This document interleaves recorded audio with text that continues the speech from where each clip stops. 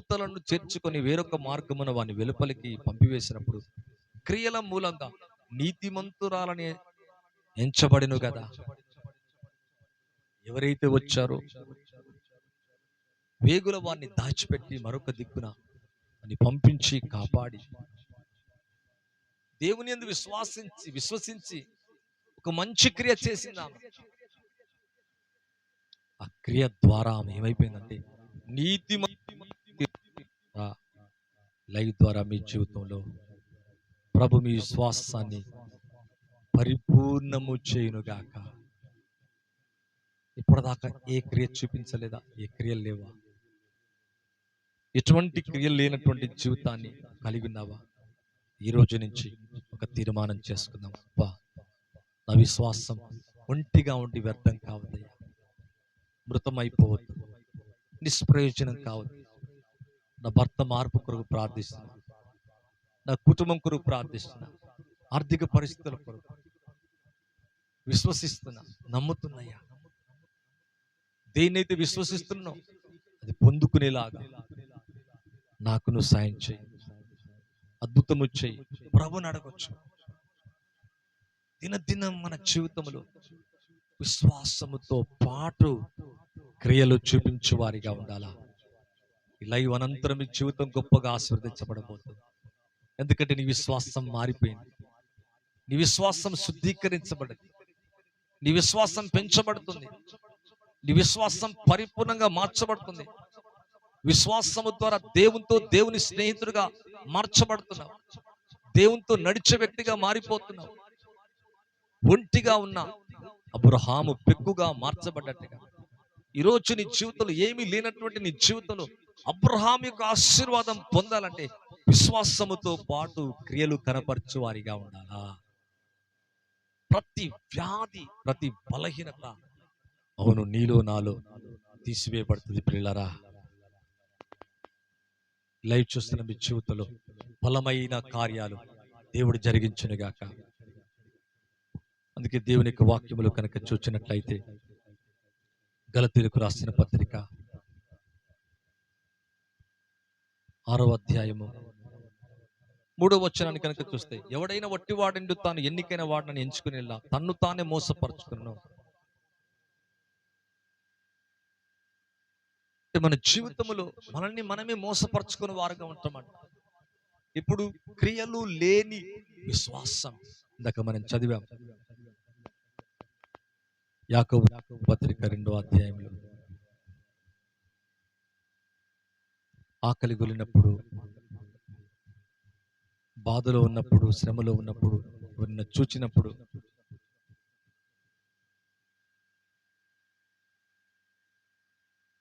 రెండవ అధ్యాయము 14వ వచనం చూస్తే మనకు అర్థమవుతుంది. నా సహోదరులారా, క్రియలు లేనప్పుడు ఎవడైనా తనకు విశ్వాసము కలదని చెప్పిన ఏం ప్రయోజనం?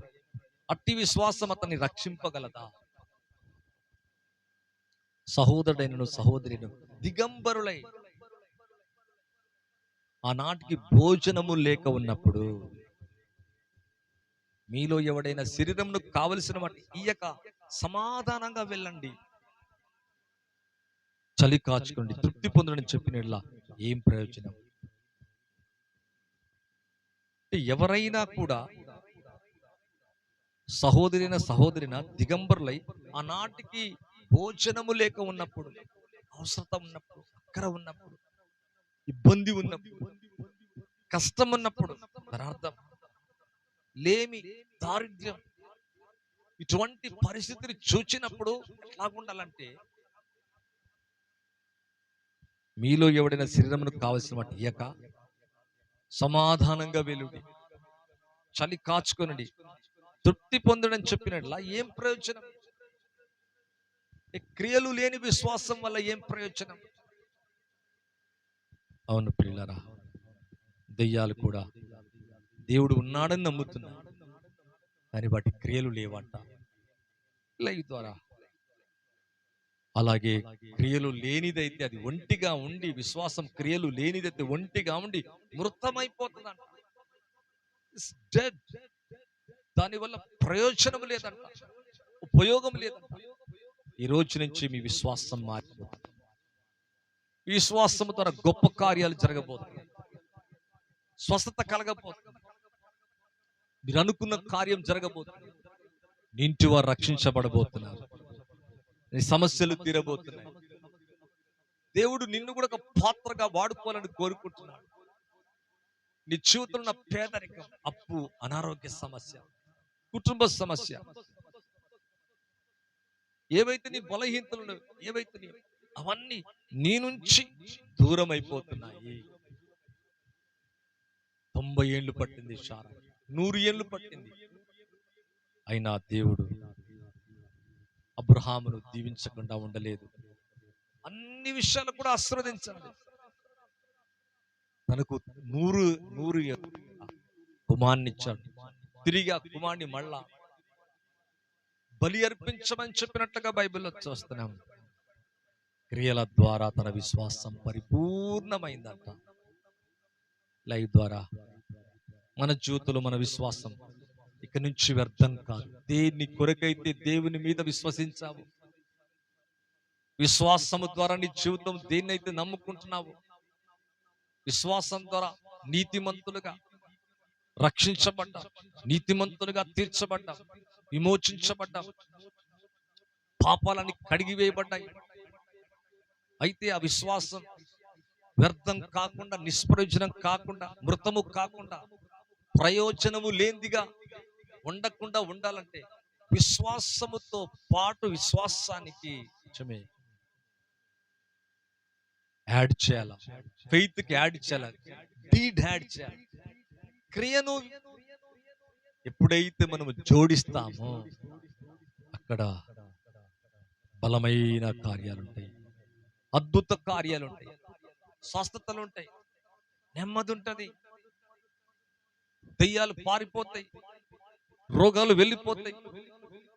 నీ ఆత్మీయ జీవితం, శరీర జీవితం, నీ కుటుంబ జీవితం అన్ని రకములుగా ఆశీర్వదించబడుతుంది. మన పితరుడైన అబ్రహాం వలె. అవును, అబ్రహాము అన్ని విషయాలు కూడా ఆశీర్వదించబడ్డాడు. అబ్రహాము క్రియలలో తన విశ్వాసాన్ని పరిపూర్ణము చేసుకొని నీతిమంతుడుగా తీర్చబడినట్లుగా చూస్తున్నాడు.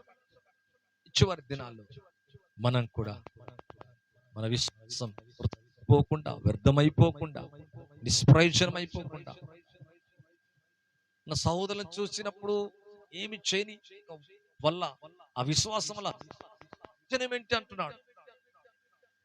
అలాంటి విశ్వాసము కాక క్రియలతో కూడిన విశ్వాసం అనేది దేవుడు కోరుకుంటున్నాడు. లైవ్ ద్వారా మీ జీవితాన్ని ప్రభు సమృద్ధిగా ఆశీర్వదించను గాక.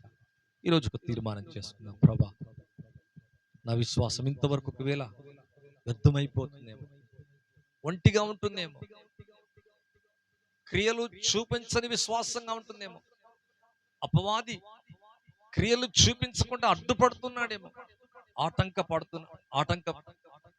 పరుస్తున్నాడేమో, విశ్వసిస్తున్నాను, క్రియలు చూపించలేని వ్యక్తిగా ఉంటున్నానయ్యా.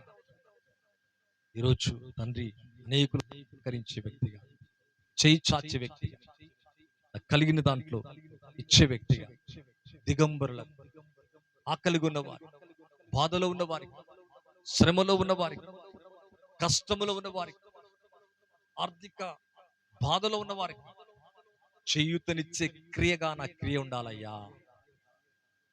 అవును ప్రియులారా, అప్పుడు దేవుడు మనని ఆ తదుపరి అబ్రహామును అంటాడు కదా, నా తోడని చెయ్యెత్తి ప్రమాణము చేసి నిశ్చయముగా నీ సంతానం ఆకాశ నక్షత్రాల వలె ఉంటది. ఎప్పుడైతే అబ్రహాము ఇస్సాకుని బలిపీఠం మీద పెట్టి అర్పణ చేయడానికి తన కత్తి ఎత్తి పట్టి చంపగోరెను, బలిపీఠం మీద బలి అర్పించగోరెను, వెంటనే అబ్రహామును ఆపుతున్నాడు.